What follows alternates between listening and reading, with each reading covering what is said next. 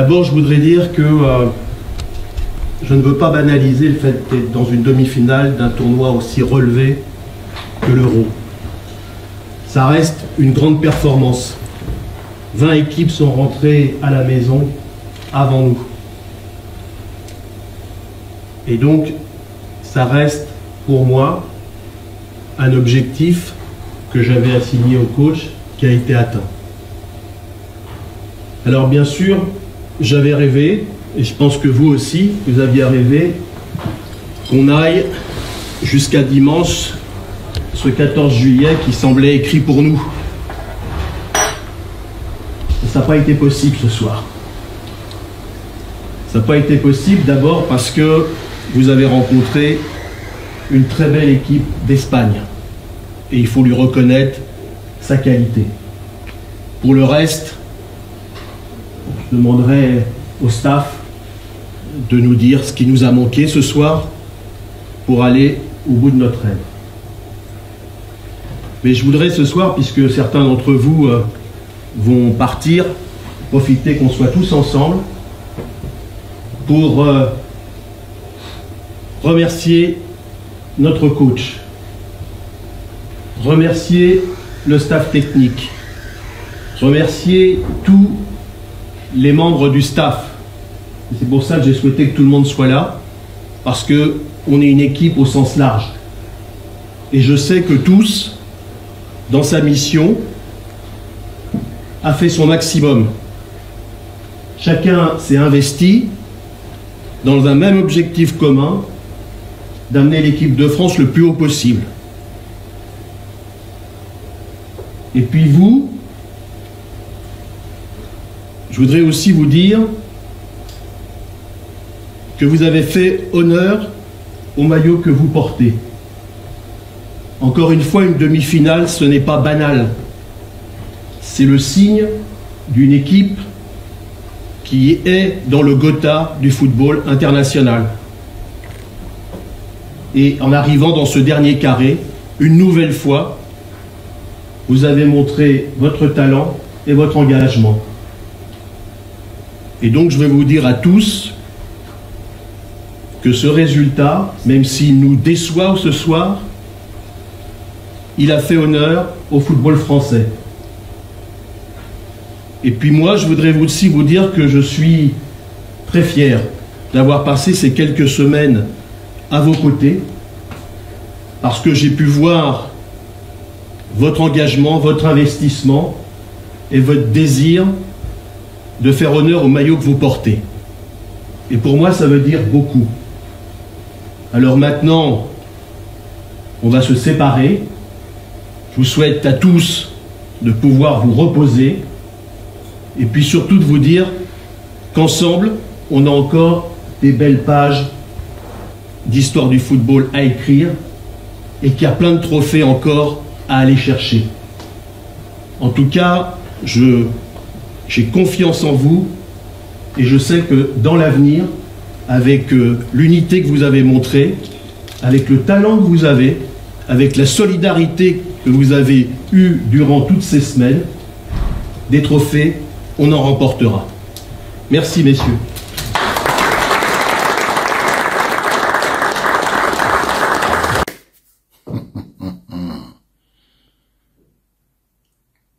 Vous venez d'écouter. D'abord, bonjour à tous. Bonjour à toutes. J'ai voulu passer cet extrait du président de la Fédération française de football, M. Philippe Diallo, pour que vous écoutiez le message qu'il a donné à ses joueurs et à son staff après la défaite contre l'Espagne. Si ça avait été au Cameroun, on aurait demandé pourquoi Samuel Eto'o parle aux joueurs. Tous ceux qui ont fait un peu de management doivent comprendre l'attitude de M. Philippe Diallo. Ils doivent comprendre que Samuel Eto'o puisse être celui qui parle aux joueurs. Au Cameroun, parce que les gens sont accompagnés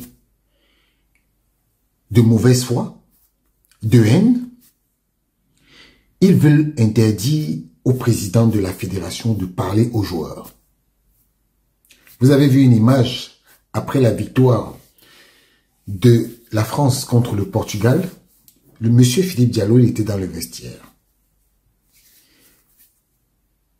Quand vous avez des administrateurs dans le sport camerounais qui font dire à un sélectionneur comme monsieur Marc Brice que oui, on ne veut plus d'intervention dans le vestiaire, vous ne devez plus accepter que le président de la FECAFOOT vienne parler dans le vestiaire. Les mêmes gens qui donnent ces instructions, que font-ils auprès des lions indomptables? On a vu le ministre des Sports, pendant la CAN, venir parler aux lions pendant 1 heure de temps. Ah donc, le ministre des Sports, lui, il a le droit de parler aux gens. Mais le président de la fédération, non. Est-ce que vous avez vu le ministre des Sports de la France, Madame Oudéa Castéra, auprès de cette équipe? Même une seule fois. Pour venir dire quel est le message du président de la République française. Vous l'avez vu, une fois, elle n'était pas en mission. Hein. Elle n'était pas en mission en Allemagne. Elle n'était pas en mission à côté des lions, des bleus. Hein. Chacun reste à sa place. C'est de ça qu'il s'agit. Quand vous voyez des dirigeants du sport camerounais se mettre en mission pendant 3 semaines, aller auprès des lions pendant une CAN, pendant 3 semaines, venir perturber l'ambiance d'un groupe et faire porter le chapeau de l'échec des lions à la CAN au président de la FECAFOOT, alors que eux ils faisaient partie et ils montaient même certains joueurs pour faire des choses, c'est à tomber des nues. C'est à tomber des nues.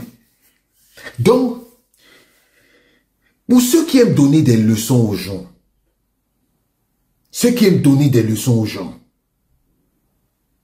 vous avez aujourd'hui la réponse que vous ne pouvez pas interdire à un président de fédération de venir dire un message à ses joueurs. Vous avez vu Didier Deschamps, très respectueux. Quand vous dites souvent, non, le président ne parle pas aux joueurs. Le président ne parle pas aux joueurs. Dans quelle république? Vous pensez que, comme nous sommes en France, ils ne sont pas sur la terre? Et même s'il y a quelqu'un qui devait parler à ces joueurs, c'est bel et bien Samuel Eto'o. Parce que celui-là a une carrière qui parle pour lui. Et il est habilité à parler à ses joueurs. Parce que il connaît le milieu du football. Et vous là, qui êtes des administrateurs, ce n'est pas parce que vous avez fait l'ENAM, vous avez fait des grandes écoles que vous avez venu parler aux footballeurs. Vous n'avez rien à leur dire. Monsieur le ministre des Sports, vous n'avez rien à dire à un footballeur. Vous n'avez pas été footballeur. Vous allez lui dire ça comment? Vous avez été enseignant. Quelqu'un ne peut pas venir dans votre amphi, parler à votre place à vos étudiants.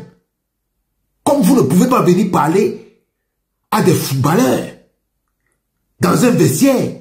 Qu'est-ce qui vous donne le droit? Vous connaissez quoi? Rien du tout. Restez à vos places. C'est vous qui montez les gens pour vous dire que oui, Marc Brice doit interdire à Eto'o de venir parler dans le vestiaire. Mais vous êtes qui? Une nomination ne veut pas dire que c'est vous qui êtes le chef. C'est Samuel Eto'o, le chef des footballeurs. Si vous ne le savez pas, mettez-le dans votre tête. Voilà. Donc, j'ai seulement voulu faire cette vidéo pour dire aux gens, parfois quand on n'a rien à dire, C'est mieux de faire comme Samuel Eto'o. Quand vous l'attaquez n'importe où, le matin, midi et soir, il se tait. Il se tait. C'est ça les administrateurs. Voilà. Merci beaucoup. Et je voulais que vous sachiez que on ne construit pas. On ne construit pas des choses, surtout dans le sport, et venir faire comme si on découvrait. Non. Les footballeurs doivent avoir des discours venant de ceux qui les dirigent. Voilà. Donc, si vous ne voulez pas que Samuel Eto'o vienne parler aux joueurs, vous n'avez qu'à créer votre fédération où vous viendrez parler à vos joueurs. Mais si c'est Samuel Eto'o, président de la FECAFOOT, qui vient parler aux joueurs de l'équipe nationale, il en a bel et bien le droit. Il a même la notoriété de le faire. Voilà.